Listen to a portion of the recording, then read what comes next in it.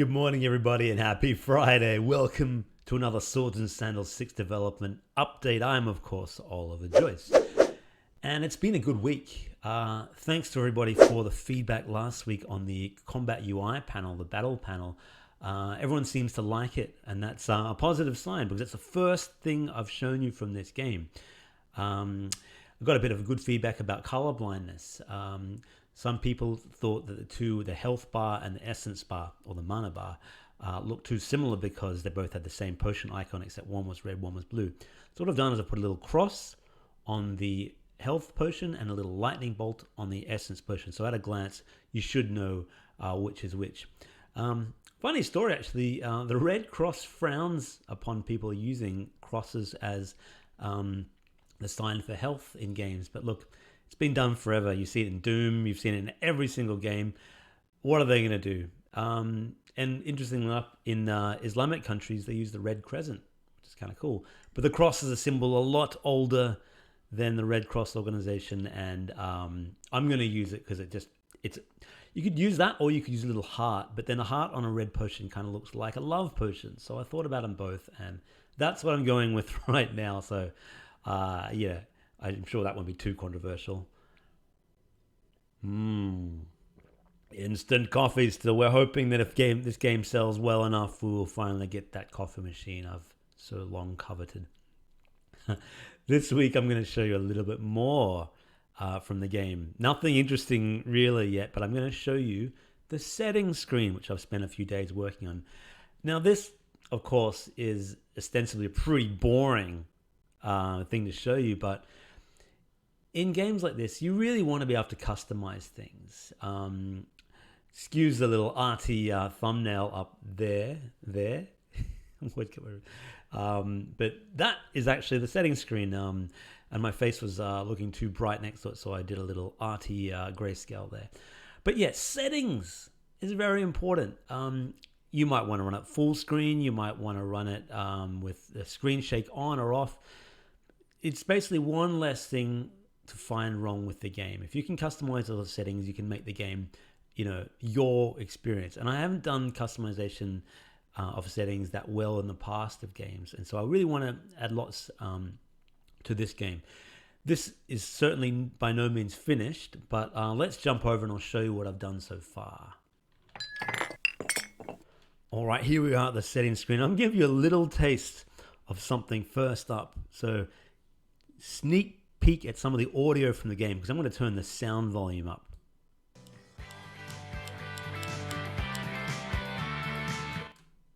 What do you think?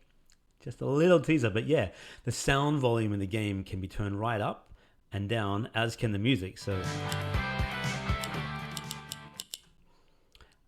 yeah, that's a little teaser of one of the main songs from the game, done by the awesome musician Alex Tassani, also known as Electro, and wonderful guy and just crazy talented. So proud to have this guy aboard.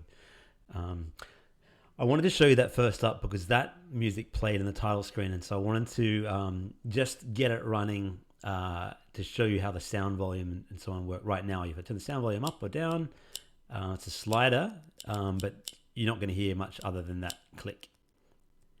Music can go up or down as well. In the past, I've had sort of sound on-off buttons, but a lot of people don't really like that. In one of the Swords and Sandals, I believe I had a volume control, but it's so much better to be able to have the slider. What I'm going to be able to do as well, with this sound setting, I'm going to have extra channels that you can turn up and down. So background sounds, maybe even vocals will be assigned to different channels, because that's the beauty of Godot, and you can, the game engine I'm using, in that you can actually customize where you want the sounds to go. And you can even change the pitch of them, slow them down, speed them up. So we have to do a lot of really interesting things with the sound. This, of course, is actually the main UI for the game. And so you're going to be seeing a lot of this in the game. Now, it's quite a cool style. We're using the classic Albertus font here and this nice sort of flourish background. When you roll over a button, get a nice little glow like that. I hope you like that. It's a throwback to the classic Swords and Sandals, which I think had that. Full screen on off. I'm going to do this, but it's not actually going to do anything yet for some reason.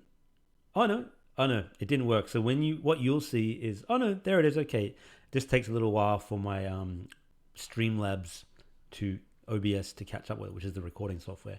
But yeah, we're running full screen now. We can turn that on or off. Bloom glow is a setting that. So yeah, this screen is certainly, as you can see here, by no means finished. There's all these other settings I want to have. If I need more space, I will divide this up further. Bloom glow is a setting that you often see in games.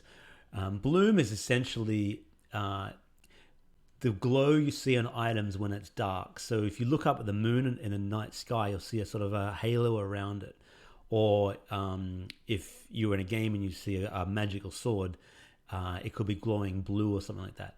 There is some really nice bloom effects in this game, which I'm just starting to add in, and they look really cool for fire and as I said, magic swords and so on. But you might find on a mobile device or something it runs slowly. So you got the option, turn it on and off.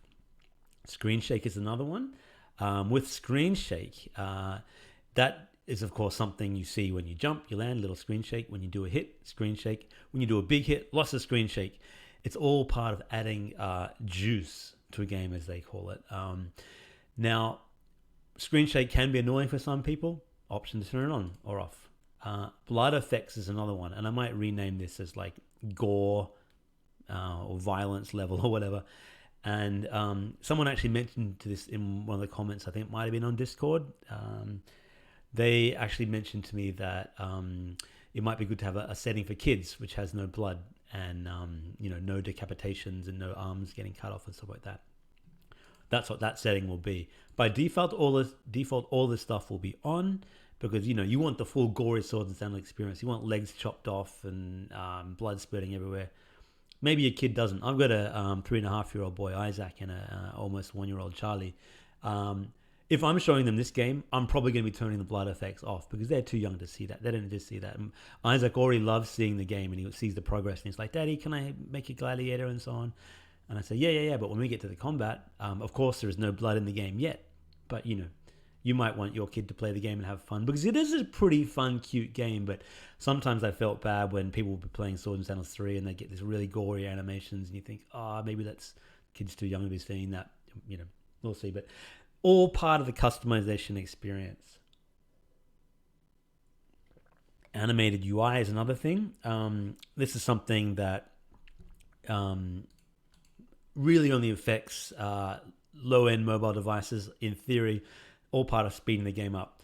What it is when you have a health bar or something and you get hit, the health bar glows and then it tweens down to the value, animates down to the value of your health. When that's turned off, it just no glow and it just snaps. And other things like that, the little damage splats will disappear. They won't go fading up and that kind of thing. I might even have a setting that says, computer specs, and that would be whatever your level of, computer power is. So if you had a computer that was a potato, you might be able to set that right down to 0, and that would turn screen shake and blood effects and everything off, whatever it is. Sound you've seen, gameplay is yet to come. All that has so far is one option, show, pick on equip. And not a great description for it yet, but what that does is by default, when you go to a shop, you see a list of items and so on. When you equip an item or buy an item, it automatically equips and it shows your portrait flashes up for a few seconds. It shows the armor appearing on there, just so you can see what you've bought. You might find that a little annoying. If you don't want it, you turn it off. There'll be other gameplay elements. We might have difficulty settings there. We might have, as the game progresses, I'll sort of figure out things I need for that section.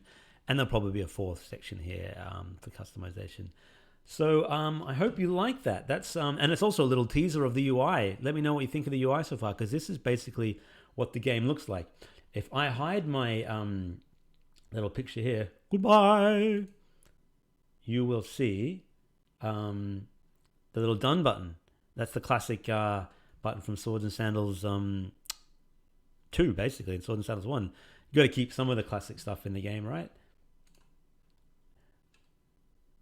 So I hope you like that. That is something that I've always wanted to be able to customize the game more, but Godot has really allowed me to just tweak all sorts of things. And if you've got any things that you'd in previous Swords and Sandals you'd like to see customized, let me know, in game options, things you want to be able to turn on and off. Let me know in the comments. What else have I been working on?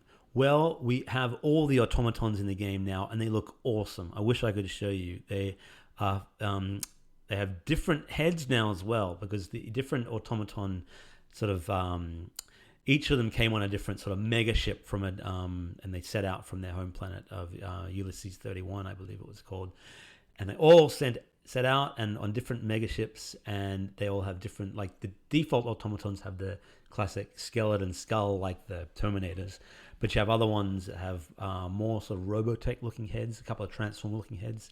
Special bosses have their own heads, and you can customize the automatons' eye color and of course their alloy color. So they are really cool.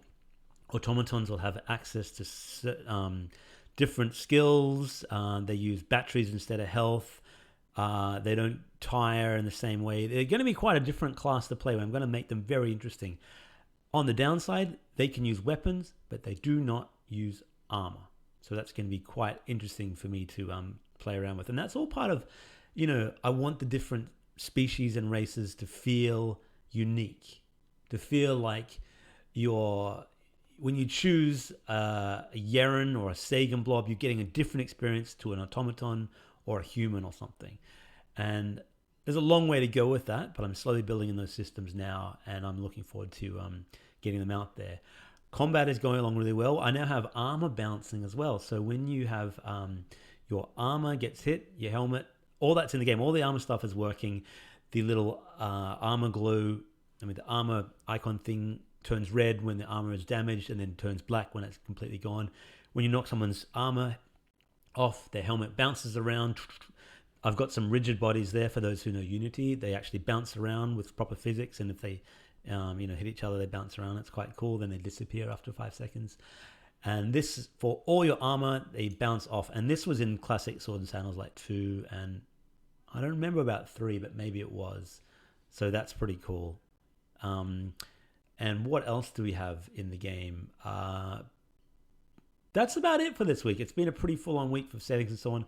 I've been going through the master document for the game and just adding in all the items and the list of things. There is pretty much all the items you see in Sword and Sandals 2, some of the items you see in Sword and Sandals 3, and some other custom ones. And they're all being completely redone graphically, but you'll see all the familiar weapons, plus some new cool ones like, proper laser swords and, maybe some power. There's a long way to go yet.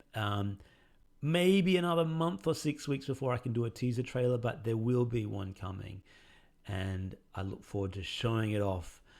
All right, my friends, if you enjoyed this channel, then I thank you, and I also implore you to subscribe to the channel. One day I'll get it right.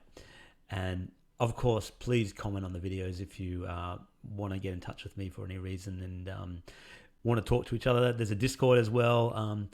There's lots going on in the Swords and Sandals universe. A lot of it I can't show you just yet, but believe me when I tell you this.